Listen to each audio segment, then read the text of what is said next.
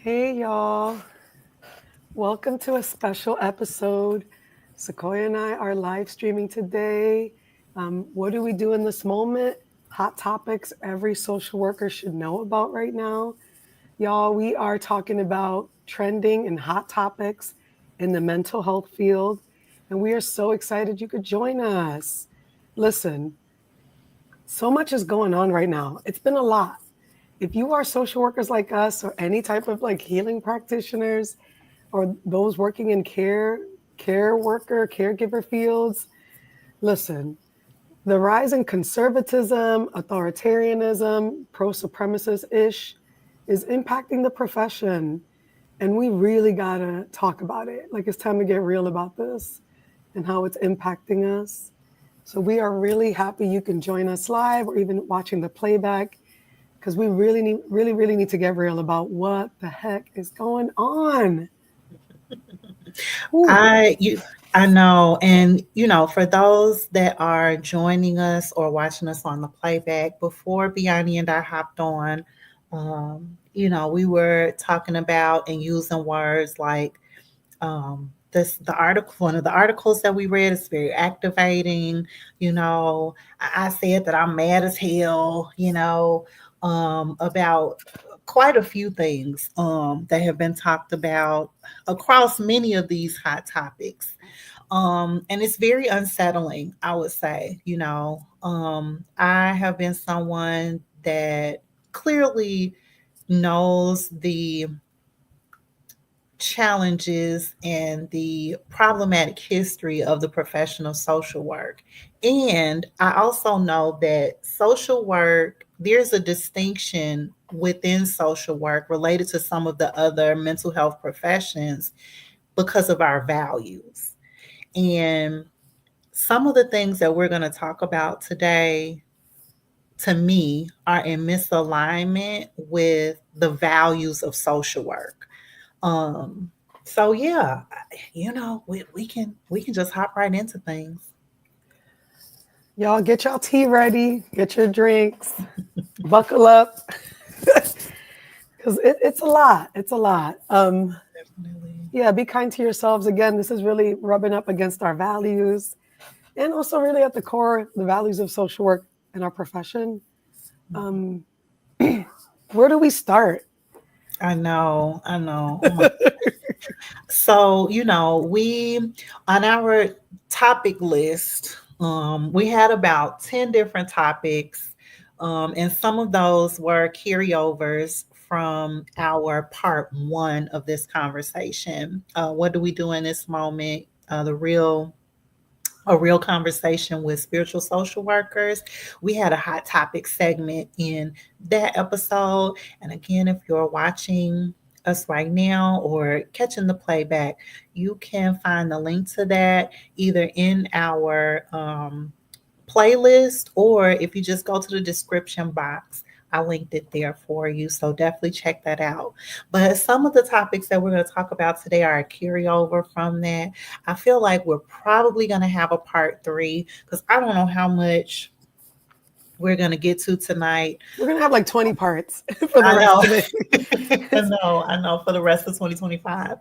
Um, but yeah, I think that we should just start with the article, deck chairs on the Titanic, and I can talk a little bit more about that particular one. So for folks that may not know, I am currently in North Carolina on Catawba Indigenous land, and as many therapists, mental health practitioners do. Many of us are on Facebook in different Facebook groups that are specific to not only, again, whatever our profession is, right? Like marriage and family therapist, social work, counselor, right? We also have state specific Facebook groups, um, at least for social work. And so I'm in a North Carolina Facebook group. I'll just say that. I'm in a North Carolina Facebook group. And someone in that group shared this particular article called Deck Chairs on the Titanic. And there was a lot of commentary about this particular article. The person that posted the link initially talked about, again, a misalignment. And many of the comments, it was varied from other folks related to their perspective on the article. There were some folks who felt like there was a misalignment in the article related to social work values, and others felt like more aligned with the authors of this particular article. And so I wanted to talk more about this because it continues to align with some of my previous work related to anti-racist education, specifically in the social work profession.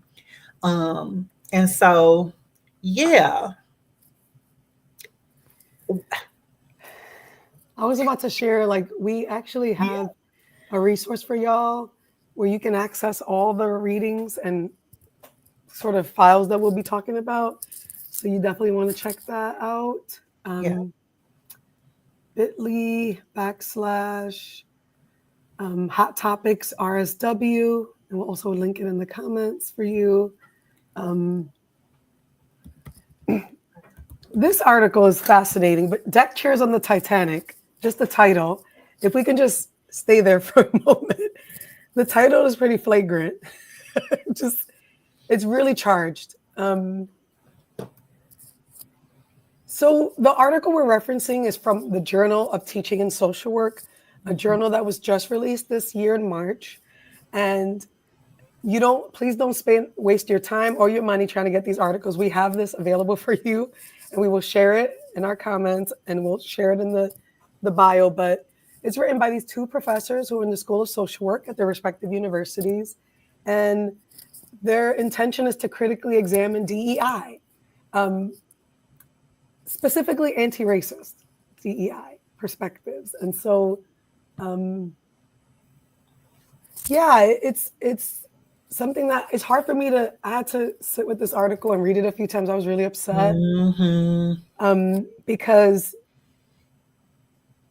I think this is in line with the Orange Man and like this presidency and like how this critique of DEI. It's interesting to see people come out the woodworks from our profession, really claiming this position that to me really violates social work values, because at the core of a lot of our values are rooted in social justice. And DEI, according to them, is to me an extension of the ethics of social work. But according to the authors here, who teach and train social work students, by the way, y'all, because that's what we have to be careful about. These are professors in social work schools. They argue that social justice, our focus on social justice, is not inclusive. And that if we focus on social justice, we're not providing service to all people, because all lives matter. And if you include social justice, all lives won't matter. Y'all, this is ridiculous. But this is literally straight up the article. They talk about obeisance. I think I'm pronouncing it right, which is true. The journal is critiquing obeisance, arguing that the social work profession is dutifully obedient to social work values, and it's performative, and it lacks nuance, and it's not inclusive to other perspectives in other communities. So we're seeing this interesting like alt-right narrative of social workers arguing that if we're talking about social justice, and that if we're committed to disrupting social oppression and violence and power and privilege, that we're not being inclusive. Yeah, yeah. I would love to kind of go section by section, if you will, just to kind of point out any thoughts or reflections or just things that stood out to either of us. For me, one of the initial um, thoughts or sections that caught my eye was clearly the abstract. And if y'all follow us on social media, this is one of the quotes that I pulled out and used as an example of the tone and the focus of this particular article. And it starts off by saying, and this is like 3 to 4 sentences into the abstract, that anti-racist, diversity, equity, and inclusion and its adjacent concepts present a hegemonic, binary, and exclusionary lens, fostering division and distraction that weaken the profession's focus on service, divert energy from pressing global threats, and quash critical thinking with its demands for obeisance. And just in that one sentence, I thought that there was so much in there that was like, wow. Some of the words that stuck out to me were distraction, that anti-racism, diversity, equity, and inclusion are fostering division. That this anti-racism, diversity, equity, and inclusion, it diverts energy from pressing global threats. Um, yeah. What did you think about that, Biani? I mean, I had to look up the word obeisance because it was mentioned. Mm-hmm. It was mentioned a lot in the other journals, other articles in the journal, and I just think it's interesting that they choose that word because it has religious undertones. The word obeisance, which I thought was really interesting. So it felt a bit like a Christian supremacy meta narrative.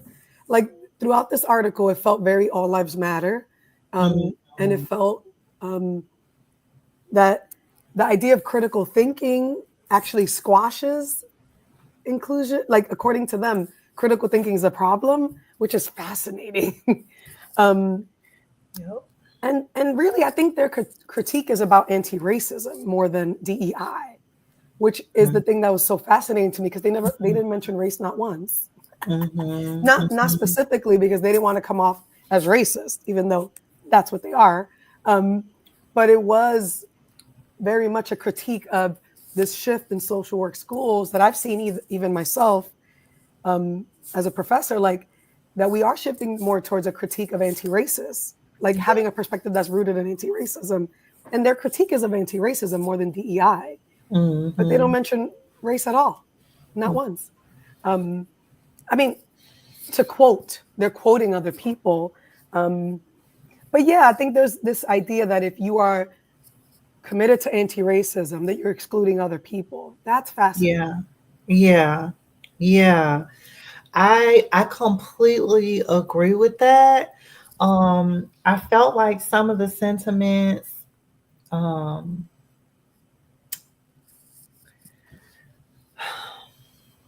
I felt like some of the sentiments are a reflection of what we're seeing related to policy rollbacks, what we're seeing in universities, where protesting is um, being categorized as, violent or just something that shouldn't be happening, right? Like, where, at what point did we decide that these things were no longer good? You know, um, yeah, and also, and I know we'll come back to this a little bit more, especially as we get further into the article. Um, it just feels like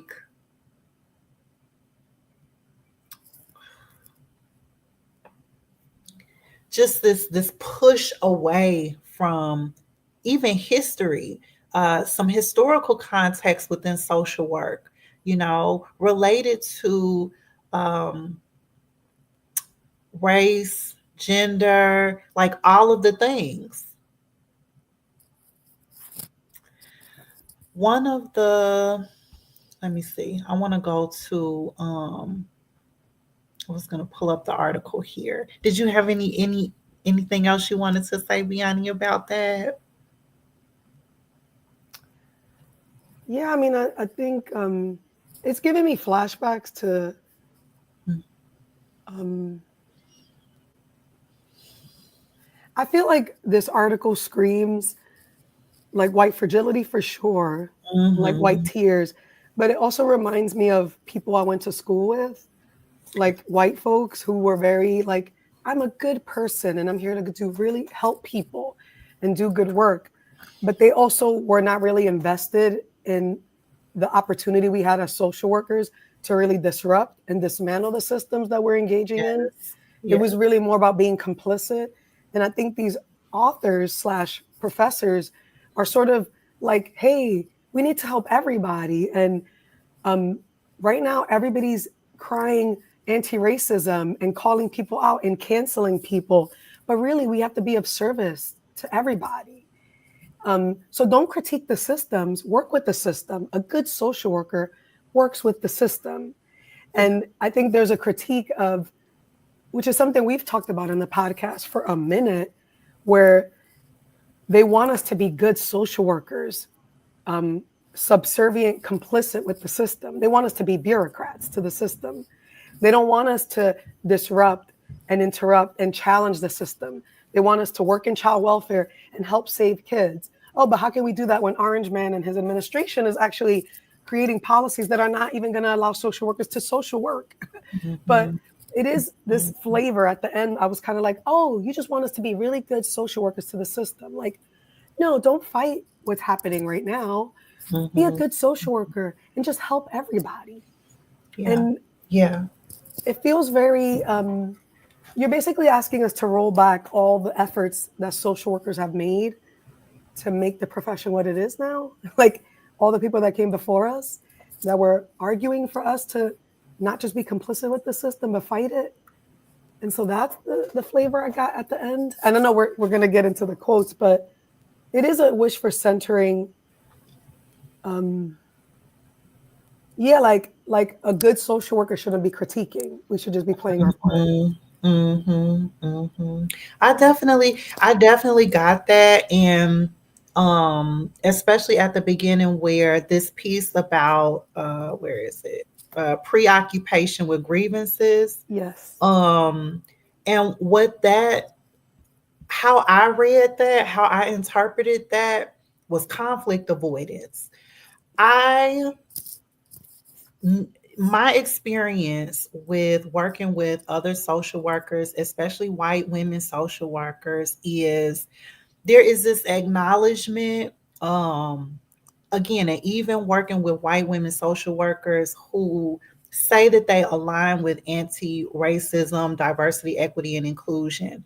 There is only so far that, again, this is from my experience, there is only so far that I was able to organize and work with this particular group of white women social workers because they were conflict avoidant.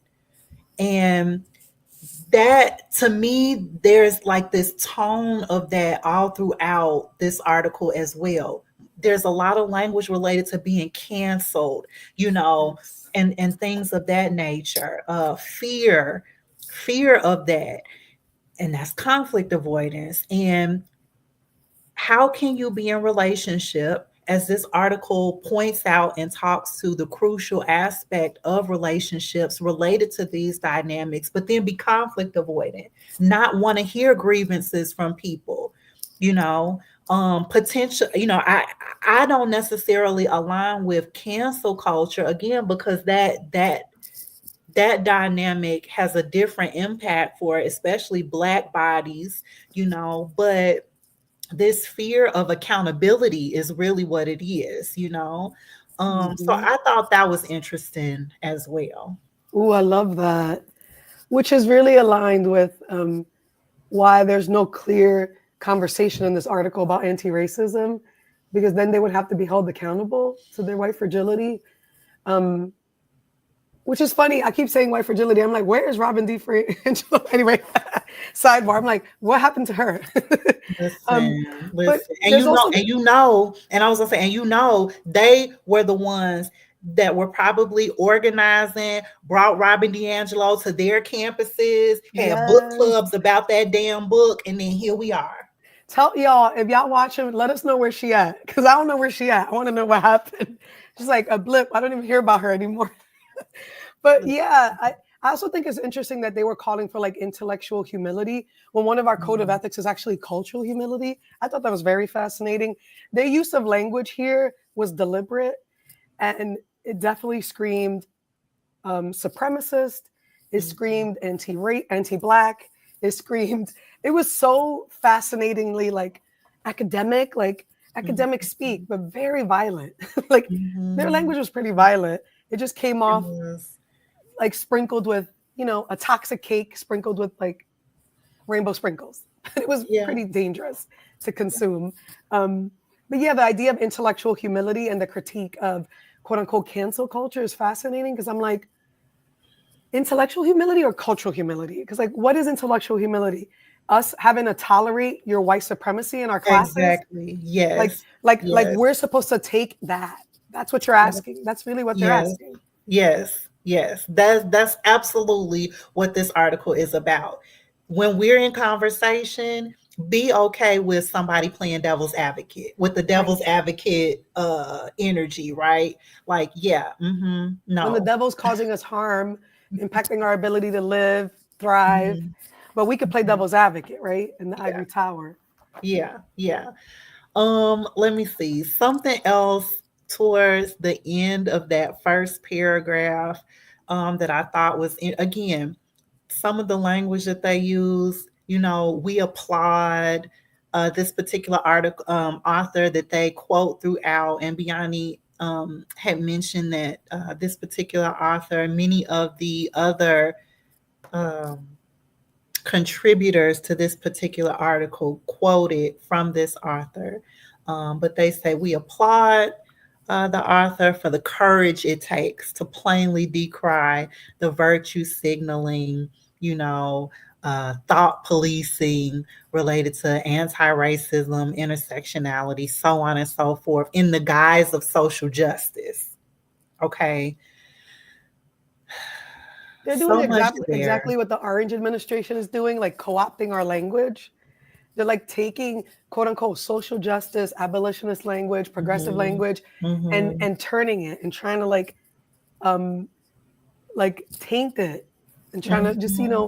and they're doing the same thing. They are quoting, which I think is hilarious. They're quoting many of the contributors are quoting Nancy Farber, who's the editor of this journal. I think she co-edited, and she's written some really loaded. A lot of her writing is really interesting. She critiques settler colonialism. She's critiquing, um, just like critiquing what happened.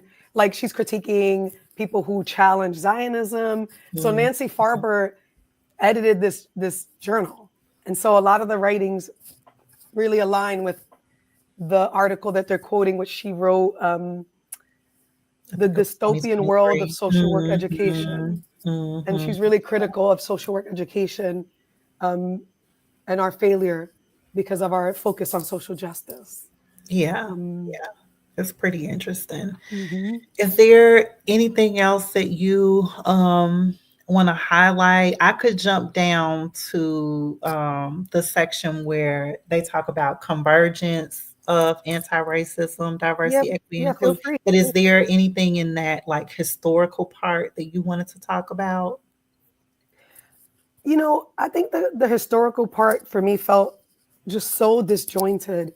They were talking about Carol Gilligan's work, who, as a human development major in college, we all read in a different voice.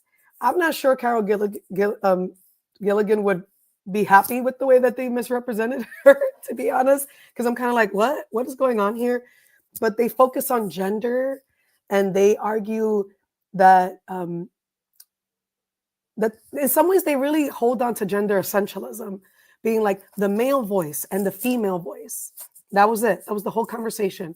I'm not sure what that means to the history of social work, but it was really disjointed. I was so confused. I had to read it a few times. I still didn't understand. Um, and then they seem to be critical of the person and environment model, and they're very critical of strengths-based models, which is really so rooted in our values. Not to say that I think is the holy grail of anything, but I thought it was fascinating the way that they critique the pie model and strengths based model. And then they argue that there are many truths with a capital S, which is fascinating. I also really struggle with the way that they use nuance, which I feel like got riled up too after like things really got elevated in terms of after October 6th, where people were like using nuance and being like, you have to be nuanced and you have to hold both sides and you have to be nuanced. And I'm always like, how do we define nuance as a society? And how is it that people who want to maintain power use nuance to weaponize and hurt marginalized folks all the time? And that's hard for me because I think nuance is really an important skill and practice for community and liberation. But I feel like it gets like appropriated or something. I don't know, but that's just my sidebar around it. I don't really know what they mean by nuance here. It just means like they want us to be complicit.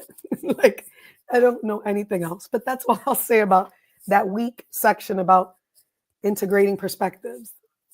I'm not sure I don't think they made a strong case for that, for integrating.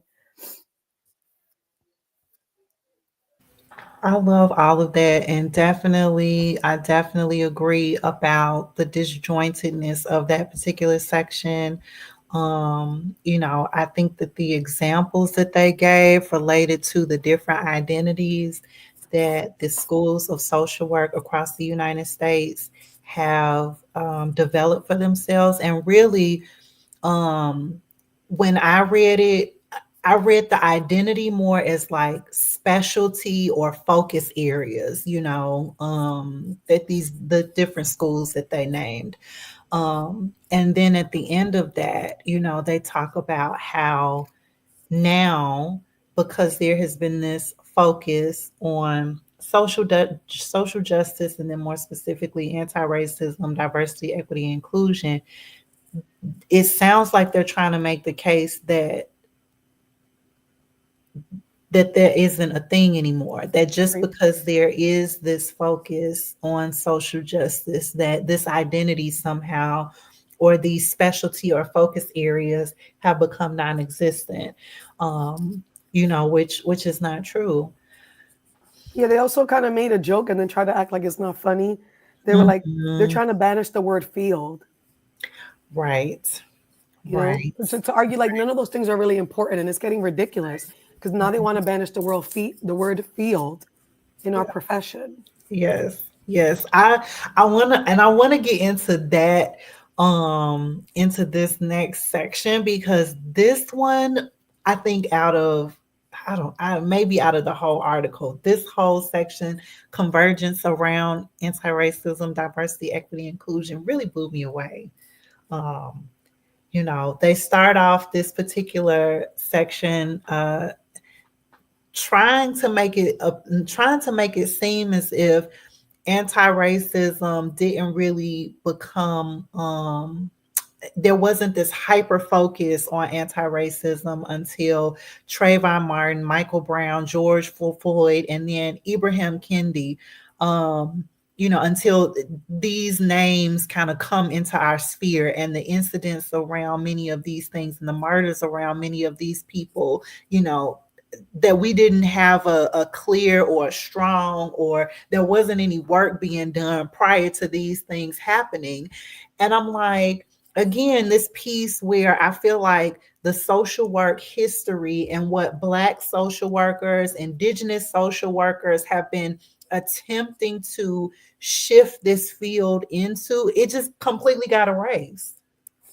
Well, it's not. I mean, I think this mirrors the same way that our history is trying to be erased, right? And like taking away our rights. I mean, it really mirrors. It's a very ahistorical piece. You would think that racism wasn't an issue until, according to them, until Trayvon Martin, and then not mentioning Black Lives Matter. I think it's interesting. Like nothing happened before that. Like racism wasn't an issue in our profession. Like that we weren't trying to, that we weren't committed to. And it's funny, I feel really weird because I'm also having this experience right now. If I can just really like get in touch with myself, where I feel really activated because it's erasing social work history, but it's also erasing um, the collective efforts of Black, Brown, Indigenous, like so many folks just collectively and then in the profession. But for them, it just didn't exist before. Like it just didn't exist till 2017, 2016, like maybe 2014. Like what? Where were y'all this time? You know where they was off being white. Or, but what's fascinating too is like, were y'all teaching this? Like, I'm curious about who these people are and like what. Oh, this is why I'm asking that, because there's also ways that they're quoting quotes that I'm like, oh, that's an interesting quote. How did you put that here? I listen. Like they're Yes. talking about neoliberalism, which is true. I'm like, yeah, we're navigating neoliberalism, the rise of authoritarianism, climate disasters, but yet, like the article is not an article you would agree with. It's like, what is going on with these two authors? I feel like they just came out. They're like, we're established in the profession. We're not worried about getting canceled, and we're here to tell the truth. That's what they said actually, y'all, in the beginning.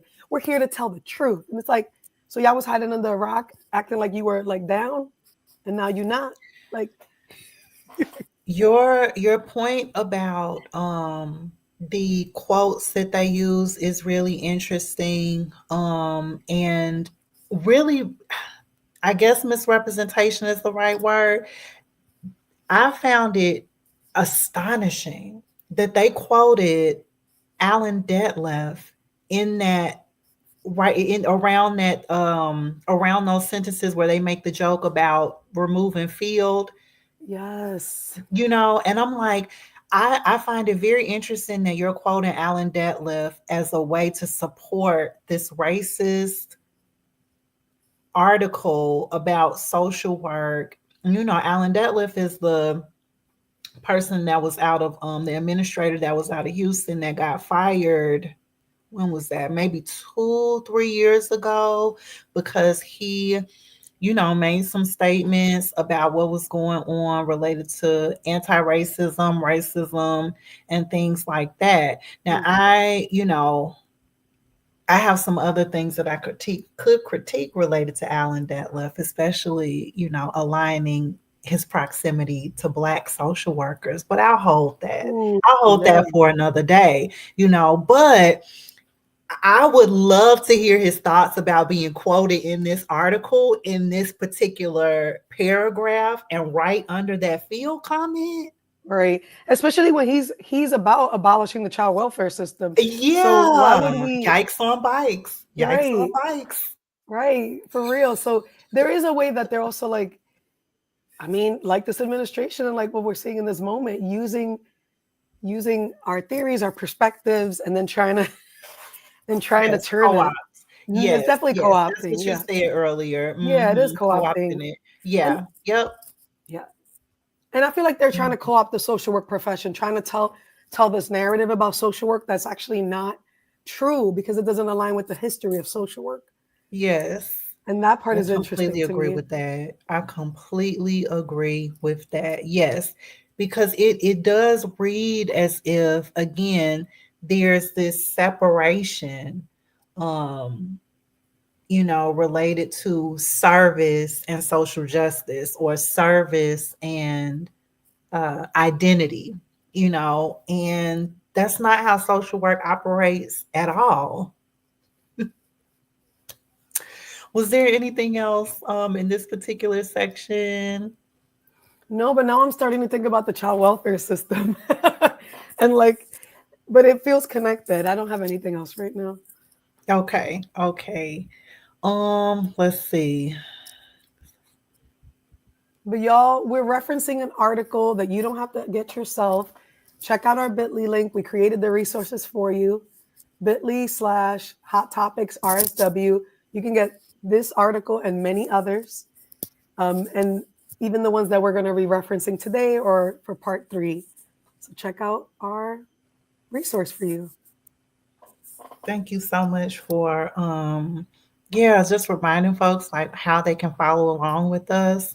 Um I also just want to point out maybe the last sentence of that particular one. or the last two, where it says a noble and worthy profession, chronically misunderstood, minimized, and under resourced, is turning on itself, yielding its reputation and social capital through the wholesale and uncritical embrace of a singular, if worthy, construct. This dogma's destructive effects can be seen in the distorted emphasis among social work's traditionally complementary values, wherein social justice now dominates to the exclusion of all other worthy and timely ideals. I just, again, I thought that social justice has always been a part of social work values, path, ethics. They're calling social justice a construct now, which is fascinating. If we think about the history of social work and the child welfare system, right? Just the child welfare system and the role that social workers have played, it was always rooted in social justice. Even if there, and we can have critiques of the history of social work, y'all, because they merit critique and criticism. But to act like social justice is like now this thing we popped in the 2010s, it is very ahistorical and very aligned with supremacist behavior, because the first tool, or one of the most important tools, is to lie and ahistoric and take history out. It's the first thing to do, to lie and act like, and to universalize. Oh, we got to include all lives if we're going to talk about social justice as a value. That's not inclusive. How is that not inclusive? Yep. Yep. Okay. And then, of course, that leads us into this next section on social justice, where they talk, and give a little bit more kind of background and quote things from the code of ethics. One of the things that they have an issue with is a recent revision to the code from 2021, where it goes in to say that social workers must take action against oppression, racism, discrimination, and inequities, and acknowledge personal privilege. They feel like must is the issue, that it should say should and not must take action against oppression, racism, discrimination, so on and so forth. What did you think about that, Biany? The issue between must and should.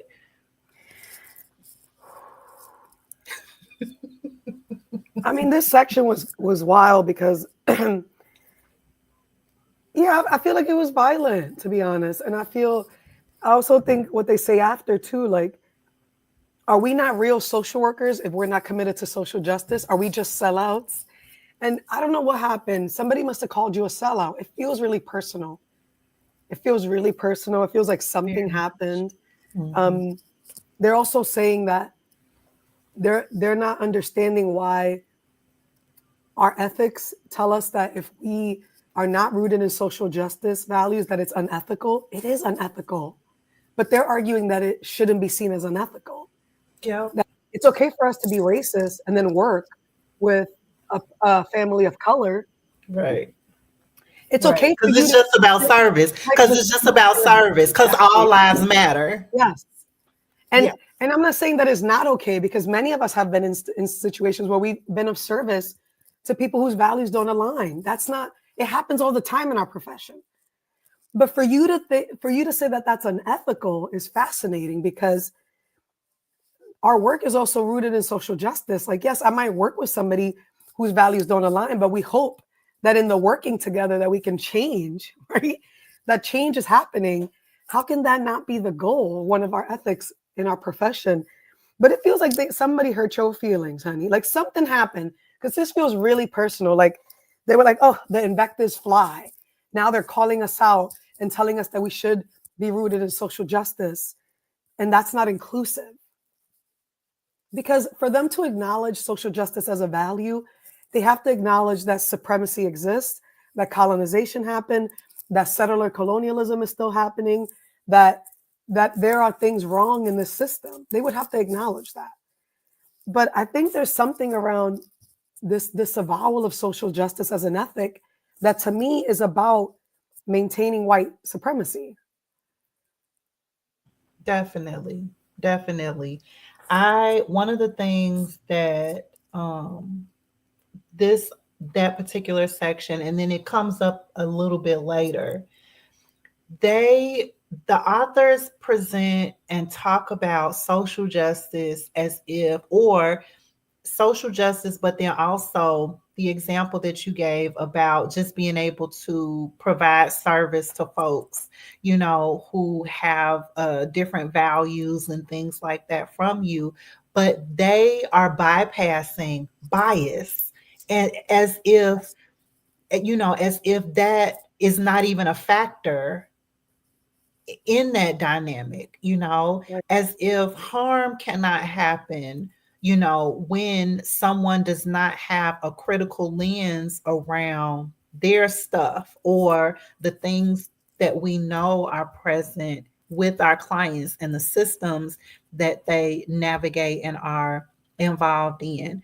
I am not clear Mm, even about how based on what these authors are saying, how if you're an advocate, if you're a social worker that works within advocacy in some way, how do you dismantle, question the system based on what these authors are talking about? right. Like how do you do that then? They don't want that though, right? Isn't that what they're saying? I guess that's what I guess that's Well, why I think that's why I'm having a yeah. reaction. I'm like, so are we saying we're okay with the status quo? We're okay with quote unquote helping clients, but not really helping change their circumstances, which means changing the systems that we're all a part of. Um, you're making a really good point too, because they didn't mention anything about bias. They didn't No. mention discrimination. And it's true. I think if we think about social justice as an ethic, it is about us holding responsibility for our role as social workers and the power and the harm that we cause. And bypassing that is a violation of other ethics in the code of ethics in NASW. Like it's a violation of our other ethics. If we're not holding ourselves accountable to the harm that we could cause by not having an ethos that there are systems in place that impact our clients and that shows up in our relationships. Yikes, like you said, like oh my gosh, like this is really scary. And um how many how many black, brown, indigenous folks of color will be um discouraged from entering the profession if we have people like this in the like I mean, I know I don't want to move away from the article. I know we're still here, but like this has really deep implications. Y'all, this was the Journal of Teaching and Social Work. This is just one of the many, there are like 13 other journals. I mean, other journals in this, articles in Mhm. this journal series that were really problematic and Problematic. concerning, really, more than anything, really concerning. Because I think it really undermines the ethics of the profession. And not sure if this is dangerous, but it's also really concerning. Like how many people will be deterred by it, and how unsafe these kind of professors are to students, to social work students. Yep. I completely agree. I completely agree. Um, let's see. Is there anything else in this topic? They talk about, Gaza here, and I We don't got time to get into that, but y'all know, you know. no, no. What I will say though about this section in social justice where they go into Gaza, I I can't, process this part of the article here online. What I will say though is that Biany and I did one or two live streams on Brene Brown's comments on um, she used the words predominantly Israel and Hamas, Hmm. and her And they actually did perspective. it. They actually did it in this article. Yeah, and her perspectives on that, I'm just gonna leave it at that. Hmm. Yes, I think that's a. Okay. I agree. Okay. Recommendations that all values matter. Y'all, that was their title. That's the subtitle in that section. All values matter, but to me, it read like all lives matter. Yeah. Yeah. Because I think again, really all lives matter. They just added values. yeah. Yeah. Definitely. Because again, um, this is supposed to be about being able to hold all perspectives. I should be able to play the devil's advocate, related to situations, and that be fine, you know. So these recommendations were quite interesting.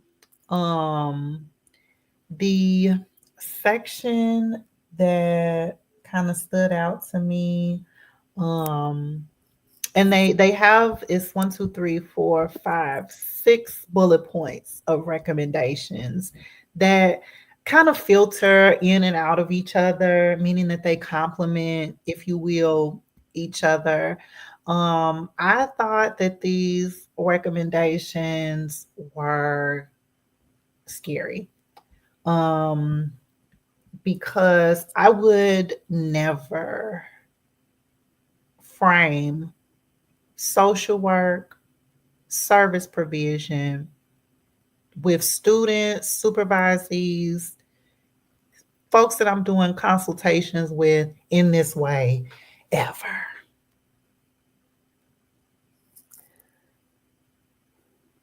I felt like this section was really contradictory though.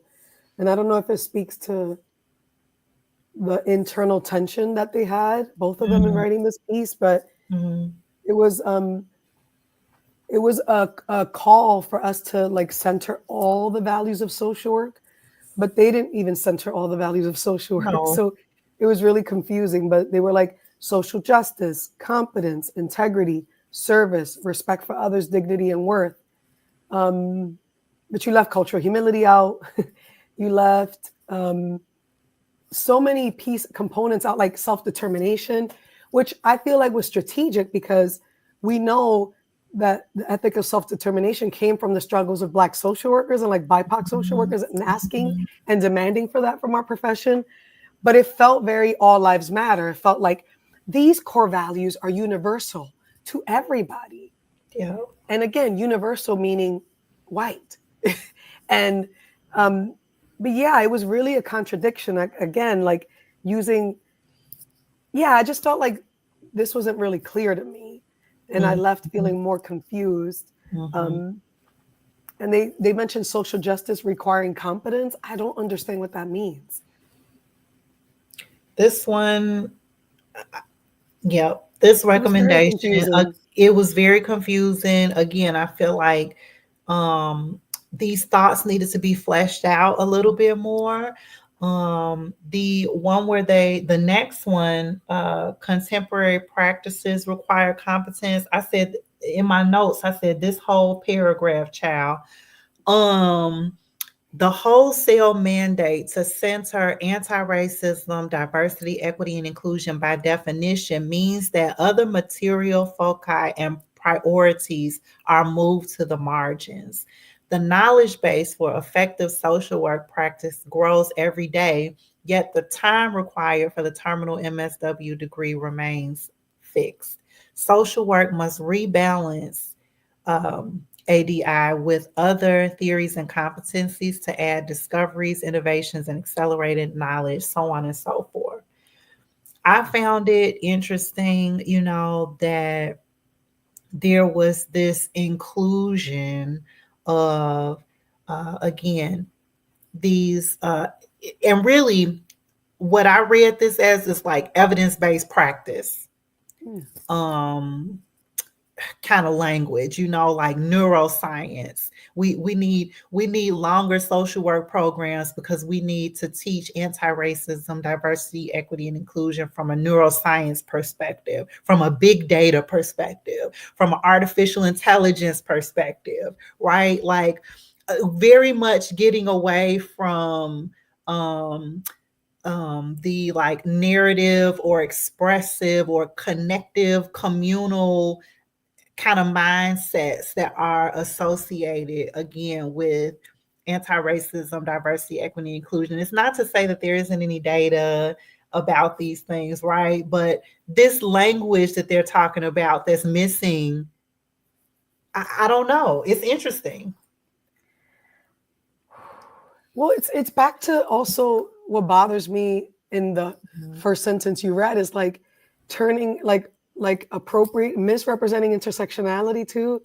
If we focus on ADEI, then everything else is pushed to the margins. Again, you're not, you know what intersectionality is, which is why you mentioned moving to the margins. Y'all know better. Y'all know. And it's very, to me, it feels really problematic, aggressive, and a critique of Black feminism, like I Mhm. felt very like you attacking, trying to be nice about it. Like Mhm. it is a critique of intersectionality, and it's a critique of race, a racial analysis, an intersectional lens. Like you know that ADEI, you know the argument has been that it is inclusive, which is why we need ADEI. But for you to turn it and say that it's actually leaving people out, who are the people that it leaves out? Can you be honest about that? Who is it that who's left out? You? Who is it? Your people? Like, what is it? White folks are not left out in the ADEI lens. They are included as well. They are just not centered. That's the difference. They are not centered. But for you, two social workers who know this language, who know what this is about, for you, it just feels like irresponsible to write this piece and not sit with it a little longer because it's very confusing. It's not really backed by anything. I don't understand. It feels like an opinion piece. It feels like an op-ed, which is fine. It can be an op-ed. It can be whatever it needs to be. Look, I'm not the academic police or tone policing, but it is this weird flavor of you're misrepresenting um, ADEI, and you're also critiquing intersectionality without saying it, and you got it wrong, and you're wrong. Like you're straight up wrong. Completely agree. Completely agree. And I'll just add too, to me, misrepresenting social work. Like I don't know what social work Fact. this is they talking about. I don't know. Well, maybe this has always been social work, and we just maybe I don't know. I mean, this is, and I do have this feeling where I'm like, I'm not trying to act like social work's not above critique, Completely. but there is this flavor of you are reimagining the history of social work, and it's not. It doesn't even make sense. Like Absolutely. it doesn't even Absolutely. make I sense. Like completely agree.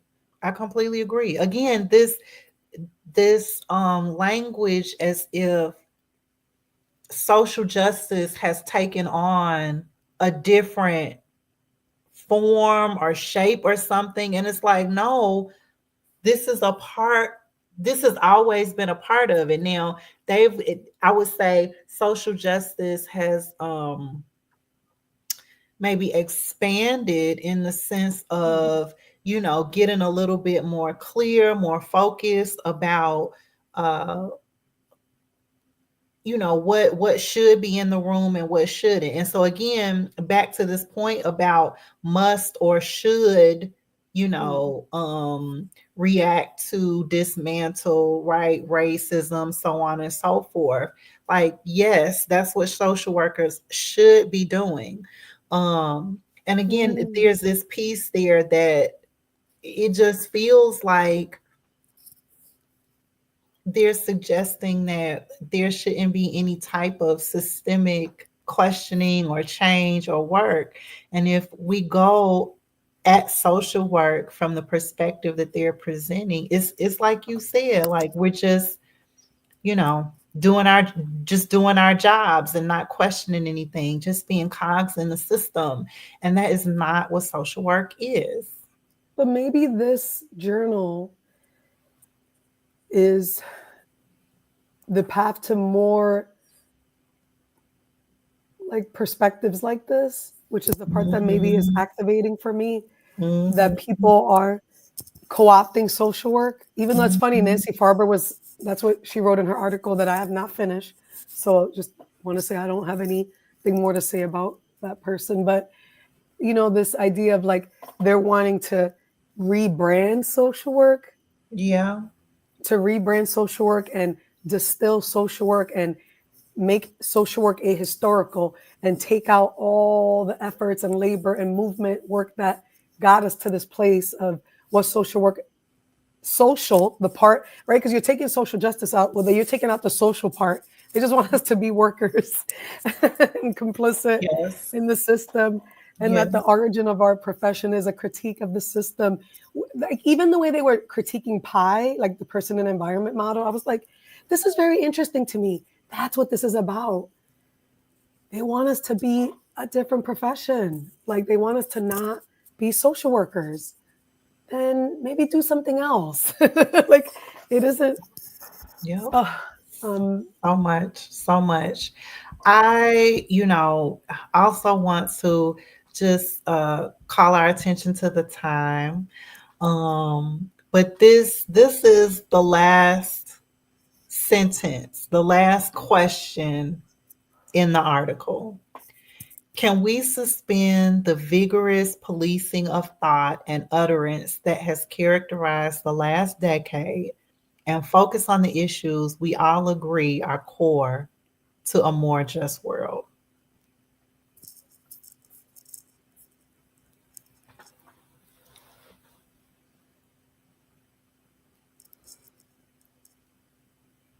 I want to read that conclusion. Is that okay if we read that? Yeah. Yeah, because I'm like, that question will probably enrage you as much as it did me when they ended. But this was in the conclusion. What we seek with the publication of this paper is a rebalancing wherein coexistence replaces cancellation and humility replaces hectoring, operating on the assumption that different practice contexts invite the application of differing perspectives. Let us all in all caps, y'all, use our respective gifts and expertise to work towards social change in the fields we are drawn to by knowledge, experience, background, and skill. As a profession, we are called to address the grand challenges of our era. This requires an outward focus.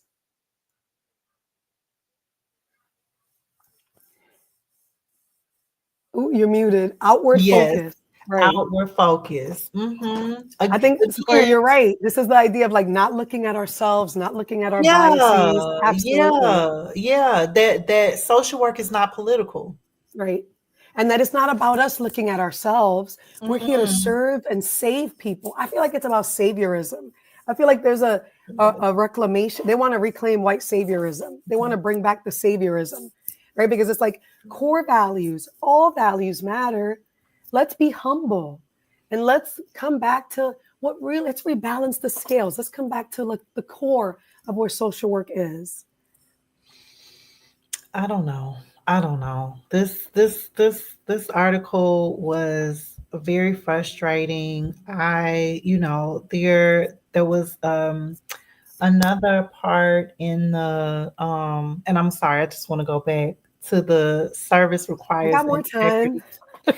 service requires integrity and competence. Mm, In that section, again, this is kind of that connection to ignoring or pretending as if bias, isn't a thing.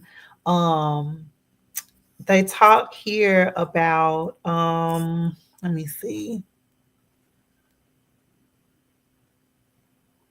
Oh, in comparison to um, colleagues elsewhere in the world, social workers in the US enjoy professional recognition and opportunities to practice autonomously, due in part to licensing and third party reimbursement. These benefits are tied to systems in which the evaluation of educational attainment, professional suitability, and clinical expertise are essential. However, the current climate has created antipathy and suspicion about processes for qualifications and gatekeeping, rendering it treacherous to report academic dishonesty, render a failing grade, or write a critical evaluation. The part that burned my biscuits about that part was it reminded me of all of the research that has come out about the bias in our licensing exam. And it's like, oh no, none of that even matters. That's not real.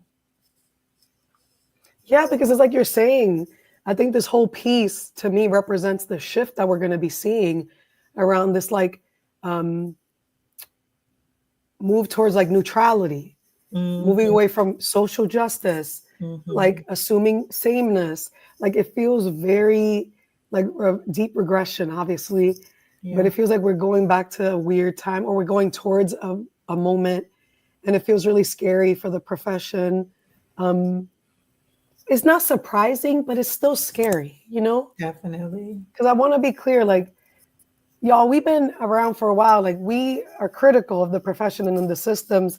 It's not surprising, but to see this is concerning, though. Mm-hmm. And it does feel like there's this push towards neutrality, you know, this idea that it's not about systems. We shouldn't be critiquing systems. We should be helping people, and social change now has no political bend to it, the way they talk about it. It's like it's very distilled.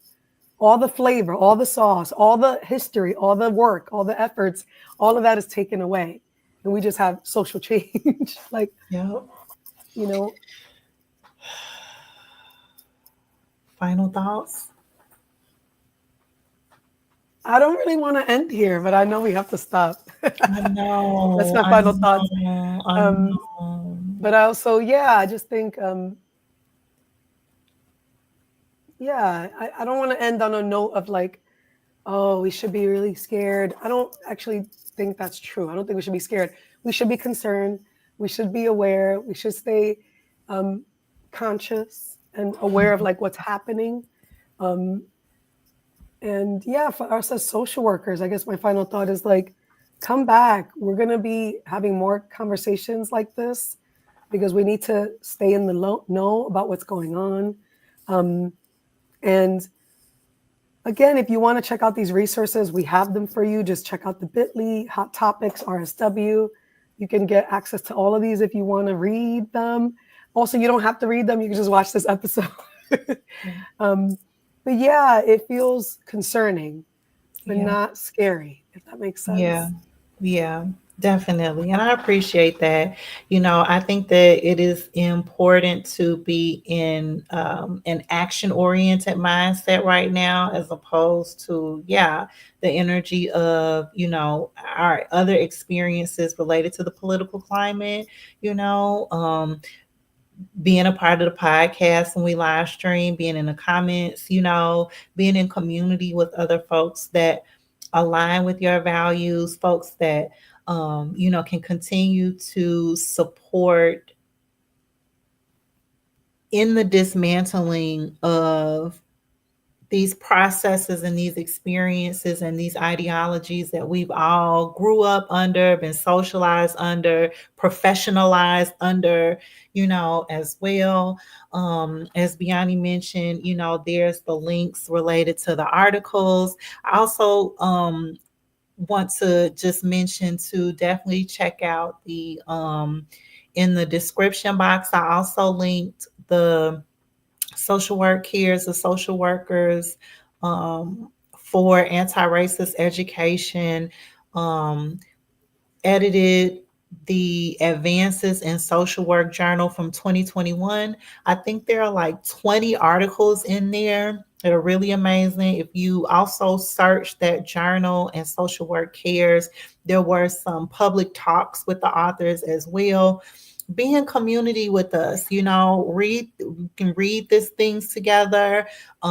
If folks are interested in that, like, let us know in the comments. Let us know like what you're interested in, which articles you're interested in, so we can read those together and talk about them, on the podcast, and y'all can come back and at least be in community with us in that way. Yeah, be more action oriented, see what's going on at the universities that you work at. Students are in peril right now related to a lot of things, and definitely need support. So, yeah, figure out how you can be in support, be in service. Absolutely. I love how you ended. Thank you, Sequoia, like reminding us Mhm, mhm. this is about staying committed, staying in action, and being in community doing this. We cannot do this alone. Um, and you know what I want to say too? History, um, history reminds us that like people that came before us did it, and we can do it too. And so by design, a lot of this app, like revisioning history from conservative lens and conservative frameworks are to make us feel like despair, but we hold the truth that um, that we have persevered. Like we've really challenged this before, and we could do it again. And yeah, I appreciate the reminder. Like stay in action, stay rooted in the Mhm, truth that this mhm, work mhm. requires all of us. Yeah. And yeah, and remembering our profession. Like this is not what social work has ever been about, which is funny to end there, but it's true. Yeah, so much to continue to talk about. Again, we only got to one of our hot topics. We sure So did. at some point, we will definitely have part three to the live stream where we get, into the American Psychological Association's rollback in their cultural competency language, and some other pieces of hot topics as well. We have an upcoming live stream on May 12th, so definitely check us out then. Um, yeah, follow us on Instagram, sign up for the newsletter, all of the things. We'll see y'all Y'all stay soon. connected and we'll see y'all soon. Okay. Mm-hmm. Okay. Bye. Have a good